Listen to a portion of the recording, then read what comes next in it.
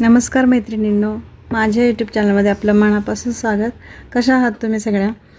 आज मी तुम्हाला जे दाखवणार आहे म्हणजे ही साडी आहे आणि हा तयार केलेला त्याच्यावरचा ब्लाऊज आहे। ही माझ्या आईची साडी आहे आणि हातीचा ब्लाऊज आहे, कटोरीचा आहे। तर ही साडी मला घालायची आहे, पण हा मला ब्लाऊज कटोरी मी घालत नाही, कटोरीचा ब्लाऊज मी घालत नाही, त्याच्यामुळे मला दुसरा ब्लाऊज शिवायचा होता। पण मला त्यात मी एक कापड आणलं होतं, पण सिल्कच्या साडीवरती त्याच कलरचं कंप्लीट अगदी परफेक्ट मॅच असं पीस भेटतच नाही। तर मग मी बघितलं, म्हणजे जेव्हा मी ब्लाऊज शिवला होता, आता हे तुम्हाला जे दाखवते हे मी पीस आणलं होतं सिल्कचं, पण हे परफेक्ट मॅच होत नाही आहे आणि मग हे ते बरोबर दिसणार नाही। मला ही साडी लग्नासाठी घालायची होती, तर मला असं वाटलं की मग ते मिसमॅच होईल आणि ते चांगलं दिसणार नाही। तर मग मी जिथे माझे शिल्लक राहिलेला कपडा असतो, म्हणजे ब्लाऊज शिवून शिल्लक राहिलेले जे पीसेस असतात ते मी काढलं, त्यात मी शोधलं, तर ते मला त्याचं पीस थोडंसं मिळालेलं आहे आणि साडी खूप सुंदर आहे, त्याचा पदरही खूप छान आहे। पण ब्लाऊज जो आईचा आहे तो शिवलेला तो कटोरीचा ब्लाऊज आहे आणि कटोरीचा ब्लाऊज आणि सिंपल ब्लाऊज लग्नात चांगला दिसणार नाही, म्हणून मी विचार केला की आपण ह्याच्यावरती ब्लाऊज शिवूया। तर त्याच्यासाठी मी ते पीस आणलं, पण ते अगदी परफेक्ट मॅच होत नाही आहे, म्हणून मी ते कापड शोधून काढलं। तर ते मला तुम्हाला मी दाखवते की ते किती कापड आहे मिळालेलं मला। हे एवढा काठ, म्हणजे ते अगोदरच जे पीस होतं ना ते खूप मोठं पीस आलेलं होतं, म्हणजे बऱ्यापैकी मोठं पीस आलेलं होतं आणि म्हणजे एवढं ब्लाऊज शिवून एवढं पीस राहिलेलं आहे। तर मग नंतर मला अजून मी शोधलं, माझ्या म्हणजे जिथं मी ठेवलेले असतात शिल्लक राहिलेले पीसेस ते शोधलं, तर अगदी तसंच सेम मला दुसऱ्या साडीवरचं पीस मिळालं आणि माझं ते थोडंसं म्हणजे टेन्शन गेलं की आता मी ह्याच्यात मी ब्लाऊज बसवू शकते। तर मग मी काय केलं, पहिल्यांदा माझं प्रिन्स कटचं ब्लाऊज आहे, तर मग प्रिन्स कटचं ब्लाऊजचं मी कटिंग केलं। हे सुद्धा एवढा सुद्धा पीस राहिलेला होता छोटासा, तो पण मी ठेवलेला होता व्यवस्थित। सहसा मी मोठे मोठे पीस कधीच टाकून देत नाही, ते कधीही यूज होतील आपण सांगू शकत नाही, किंवा कुठे गोट लावायला होतात, कुठे पॅच लावायला होतात, त्यामुळे मी सहसा ते टाकून देत नाही आणि मी कोणाला देत पण नाही।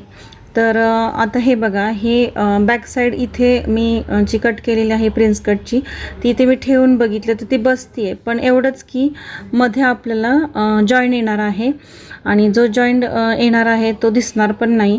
तर मी आता हा फक्त काठ केवढा घ्यायचा हा विचार करते आहे।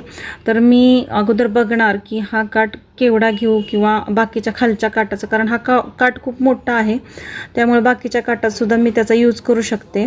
तर मला तर त्याला आयडियाच करावं लागणार आहे सगळ्या गोष्टींची। आता मी हे जे पीस आहे फ्रंट साईडचा तो इथं ठेवून बघणार आहे, तर तो पण बसतोय बऱ्यापैकी, किंवा त्याला साईडला जोड आला तरी काही हरकत नाही नंतर। आणि ही जी स्लीव्ज आहे ती पण मी आता फोल्ड करून बघते स्लीव्ज किती छोटी होईल, किंवा नंतर मी जर माझी स्लीव्ज बसत असेल तर मी जेवढी बसती तेवढी पण घेणार आहे। आत्ता मी हे बघते आहे की इथं हाफ स्लीव्ज बसते का, तर हाफ स्लीव्ज बसते, पण मग ते बिना काठाची स्लीव्ज चांगली दिसणार नाही, म्हणून मी त्याला बघणार अगोदर की कोणता, म्हणजे कशा प्रकारे ह्या काठाचा उपयोग होऊन मी काय करू शकते का, हे पण मी नंतर बघणार आहे शिवताना।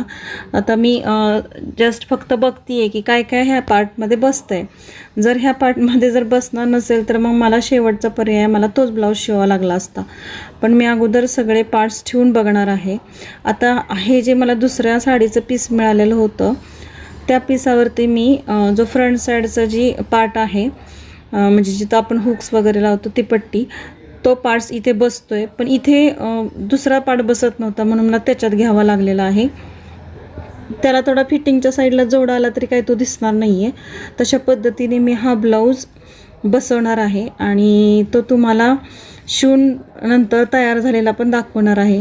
तर असे पीसेस खूप शिल्लक राहतात, तर अशात तुम्ही छोट्या मुलींचे ड्रेस किंवा छोट्या मुलींचे ब्लाऊजसुद्धा शिवू शकता, पर्सेस शिवू शकता। हे पीस वाया न जाता ह्याचा काहीतरी आपण उपयोग करू शकतो। आता हे थोडं मोठं पीस असल्यामुळे, मोठा काठ असल्यामुळे मला त्याचा वापर करता आला, आणि आपण जेवढ्या आयडिया वापरू तेवढ्या आपण काहीही बनवू शकतो। तर आता आपण पहिल्यांदा ब्लाऊज शिवून बघणार आहोत. तर ब्लाऊज मी हा पूर्ण दाखवणार नाही आहे तुम्हाला, तर मी फक्त याचे पार्ट्स कसे घेतले हे दाखवणार आहे. तर ही फ्रंट साईडचा मी करत आहे आणि ह्याची जी फ्रंट साईडची फिटिंगची जी साईड आहे ना त्याला थोडा जोड आलेला आहे, कारण स्लीव्ज मला थोडी मोठी हवी होती. ती 8 इंचाची स्लीव्ज मला मिळत होती. मग मी काय केलं, स्लीव्ज पहिल्यांदा कट केली आणि नंतर फिटिंगच्या साईडचा जो पार्ट होता तो कट केला. त्याला जोड आलेला आहे, तो जोड काही दिसणार नाही आतमध्ये, तो फिटिंगमध्ये आतमध्ये लपला जाईल अशा दृष्टीने मी काय केलं की तो भाई जास्त घेतली. हे बघा इथं फिटिंगची जी आहे तिथं जोड आलेला आहे, तो अजिबात दिसणार नाही आहे आणि इथं थोडासा कटही होऊन जाईल नंतर. तर इथे बघा असं मी व्यवस्थित घेतलेलं आहे. आता ही बॅक साईड तुम्हाला दाखवते. बॅक साईडची जी खालचा काठ होता तो मी इथे वरती लावलेला आहे आणि त्याला छान असं डिझाईन केलेलं आहे तयार. इथे मध्ये जॉईंट आलेला आहे तो बघा, ती दिसतच नाही अजिबात. तर असं ही बॅक साईड पण आपली कंप्लीट झालेली आहे आणि जी स्लीव्ज आहे ती मला 8 इंचाची 8 इंचाचा कपडा मला शिल्लक मिळालेला आहे.